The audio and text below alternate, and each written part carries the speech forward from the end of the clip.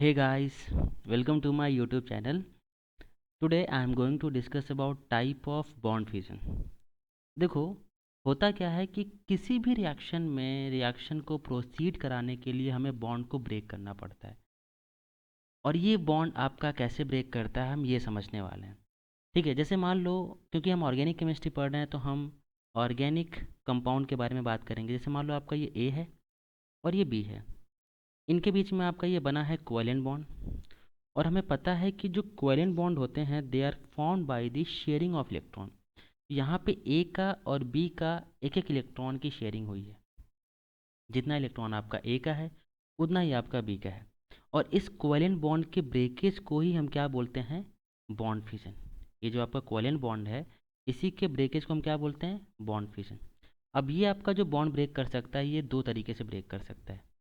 ठीक है, ये आपका होमोलिटिक बॉन्ड ब्रेक कर सकता है या हेट्रोलिटिक बॉन्ड ब्रेक कर सकता है। The first one is homolytic bond fusion, या इसको हम होमोलिसिस के नाम से भी जानते हैं। And the second one is heterolytic bond fusion, या इसको हम हेट्रोलिसिस के नाम से भी जानते हैं।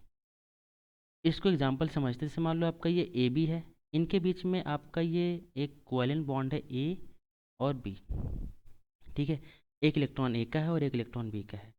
अगर इनके बीच का आपका बॉन्ड ऐसे ब्रेक कर रहा है कि एक इलेक्ट्रॉन ए के पास और एक इलेक्ट्रॉन बी के पास, जिसने जो इलेक्ट्रॉन दिया था बॉन्ड बनाने के लिए वही इलेक्ट्रॉन इसको दोबारा मिल गया, तो इस टाइप ऑफ बॉन्ड फ्यूजन को हम क्या बोलते हैं? होमोलिटिक बॉन्ड फ्यूजन या homolysis.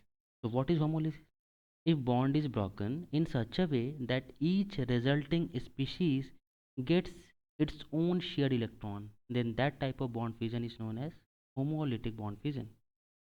And if bond is broken in such a way that one species become electron rich and other become electron deficient, then that type of bond fusion is known as heterolytic bond fusion. जैसे यहाँ पे देखते हैं, जैसे मान लो आपका ये A है ये B है, यहाँ पे इनके बीच में ए का एक इलेक्ट्रॉन है और बी का एक इलेक्ट्रॉन है। अगर बॉन्ड ऐसे ब्रेक कर रहा है कि दोनों इलेक्ट्रॉन आपका ए के पास आ गया, तो देखो ए क्या हो जाएगा? ए के पास आ जाएगा दो इलेक्ट्रॉन। अब ध्यान से समझना, यहाँ पे जो एक इलेक्ट्रॉन है वो तो ए का खुद का ही है, और जो एक इलेक्ट्रॉन एक्स्ट्रा आया है ये बी का है। ठीक है, तो एक नेगेटिव चार्ज जो हम कोवेलेंट बॉन्ड में दिखाते हैं, ठीक है, मतलब बॉन्ड ब्रेक करने के बाद, इसका मतलब ये है कि एक इलेक्ट्रॉन ए का है और बी का एक इलेक्ट्रॉन है जो इसने बी से छीना था। ठीक है, और बी के पास क्या आ जाएगा? ऑब्वियसली जब ये इलेक्ट्रॉन अपना दे देगा तो इस पर क्या आ जाएगा? Positive charge. ठीक है, समझ में आ गया? अगली बात, ये जो बना है इसको हम बोलते हैं रेडिकल। ये क्या है? This one is radical. और ये क्या है? ये है आपका अनायन, क्योंकि नेगेटिव चार्ज है। और ये क्या है आपका?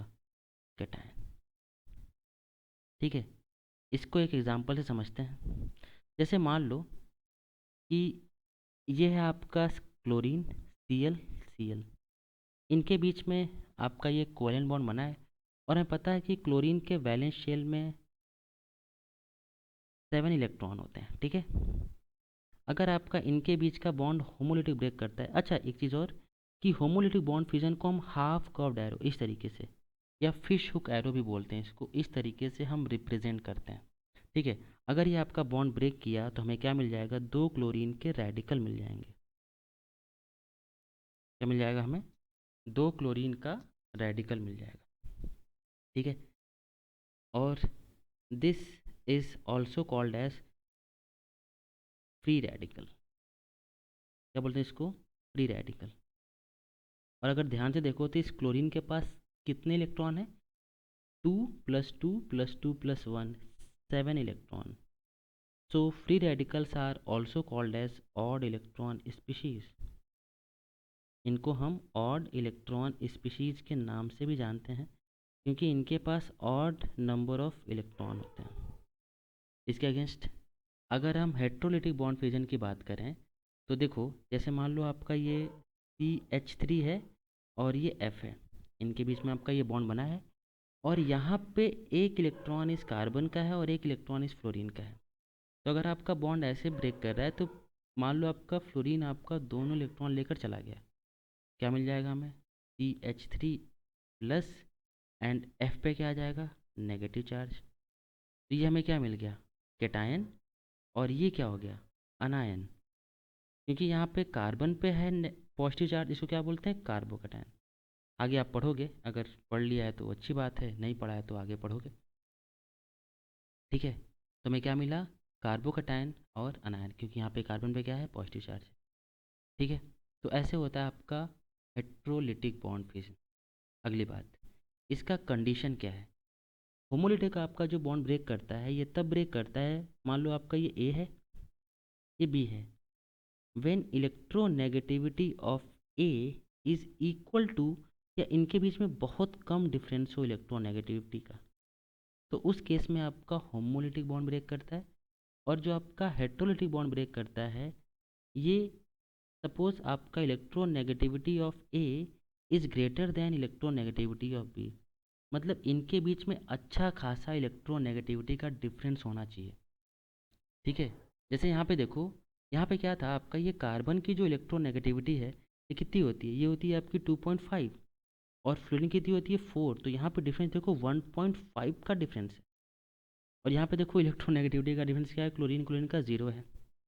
ठीक है, अगला कंडीशन देखो, होमोलिटिक बॉन्ड ब्रेक करने के लिए हमें क्या देना पड़ता है, हीट या लाइट, क्योंकि ऑब्वियसली यार जब बॉन्ड बनते हैं तो एनर्जी रिलीज होती है, और बॉन्ड ब्रेक करने के लिए आपको क्या देना पड़ेगा, एनर्जी। अब ये एनर्जी हम हीट या लाइट के फॉर्म में देते हैं। ठीक है, तो होमोलिटिक बॉन्ड ब्रेकेज आपका हीट या लाइट के प्रेजेंस में होता है। ठीक है, इसको हम कई तरीके से दिखाते हैं, डेल्टा या एच म्यू या ये फोटोन। ठीक है, इस तरीके से दिखाते हैं। अगला, जो आपका होमोलिटिक बॉन्ड ब्रेकेज है, ये आपका नॉन पोलर सॉल्वेंट के प्रेजेंस में होता है। नॉन पोलर सॉल्वेंट क्या होता है, नॉन पोलर सॉल्वेंट वो सॉल्वेंट जिनका डाइपोल मोमेंट क्या हो, ज़ीरो होता है। डाइपोल मोमेंट क्या होता है, ज़ीरो होता है। ठीक है, समझ में आ गया। इसके अलावा ये आपके पेरोक्साइड के प्रेजेंस में होते हैं। व्हाट इज पेरोक्साइड, जहाँ पे कार्बन और सॉरी जहाँ पे ऑक्सीजन ऑक्सीजन के बीच में बॉन्ड होता है। ठीक है, इसके अगेंस्ट हम देखते हैं हेट्रोलिटिक बॉन्ड फिजन, ये आपका पोलर प्रोटिक सॉल्वेंट के प्रेजेंस में होता है।